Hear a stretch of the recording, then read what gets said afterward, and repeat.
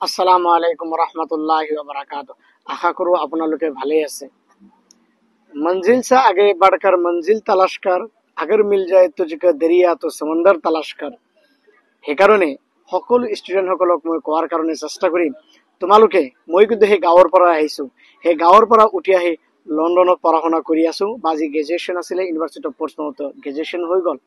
এতিয়া নেক্সট ষ্টেপত, এতিয়া কথাটো হ'ল নিজৰ ইচ্ছা আকাংক্ষা যদি থাকে আমি বহুত কিছু কৰিব পাৰোঁ। কাৰণ আমি কওঁ স্কাই ইজ এ লিমিট, নহয় জানো ইংলিছত কোৱা হয়।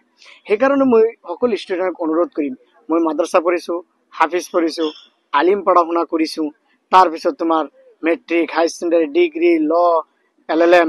তো কথাটো পিছত লণ্ডন জাৰ্ণি। তো কথাটো হ'ল এইটোৱে, নিজৰ ইচ্ছা আকাংক্ষা থাকিলে সকলো বস্তু সম্ভৱ হয়, কিন্তু সেইটোৰ কাৰণে তুমি চেষ্টা কৰিব লাগিব। নিজে গৰীব বুলি, দুখীয়া বুলি, মুজলুম বুলি, গাঁৱত থকা বুলি নিজকে যদি কেতিয়াবা ভাবা তেনেহ'লে এইটো নহ'ব। তোমাৰ ওচৰত নাই, বেলেগৰ ওচৰত আল্লাহ সুবহানাহু ওয়া তাআলা ৰাখি থৈ আছে। তোমাৰ কাৰণে বেলেগ এজনক উচুলা বনাব, তুমি যাব লাগিব সেইটোৰ কাৰণে। সেইকাৰণে মই ষ্টুডেণ্টসকলক বিনম্ৰভাৱে অনুৰোধ কৰিম, আমাৰ গাঁও অঞ্চলত যিসকলে বসবাস কৰে, মই কিন্তু সেই ইমান ডাঙৰ এলিট ক্লাছ ফেমিলিৰ পৰা অহা নাই। আমি কৃষক সমাজৰ পৰা আহিছোঁ, আমি একেবাৰে দুখীয়া ঘৰৰ পৰা আহিছোঁ, গাঁৱৰ পৰা আহিছোঁ।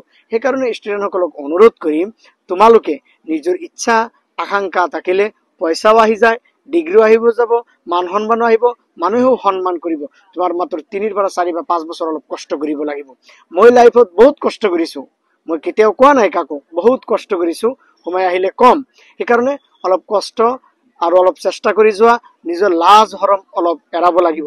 তুমি আজি বেলেগৰ ওচৰত যাবা বা খুজি আনি তুমি পঢ়া শুনা কৰিবা, তুমি যেতিয়া ছাকচেছ হবা তেতিয়া এইবিলাক সকলো বস্তু পাহৰি যাব মানুহে। সেইকাৰণে ষ্টুডেণ্টক বিনম্ৰভাৱে অনুৰোধ কৰিম, এতিয়াও সময় আছে, 2 বছৰ 3 বছৰ বা 4 বছৰ ভালকৈ মেহনত কৰা, মেট্ৰিক, হাই ছেকেণ্ডাৰী, ডিগ্ৰী ভালকৈ পঢ়া, মাষ্টাৰ ডিগ্ৰী পিছত অট'মেটিক লৈ যাব, চাকৰিও পাই যাব, মানুহেও সন্মান দিব। সেইকাৰণে সকলো ষ্টুডেণ্টক সদৌ শেষত মোৰ ফালৰ পৰা আকৌ বেষ্ট উইচেছ জনাইছোঁ। ময়ো দোৱা কৰিম তোমালোকৰ ওপৰত বেষ্ট উইচেছ থাকিল, সকলোৱে আল্লাহ সুবহানাহু ওয়া তাআলা সফল কৰক আৰু সকলোকে ভাল কাম কৰাৰ কাৰণে তৌফিক দান কৰক। Thank you very mass.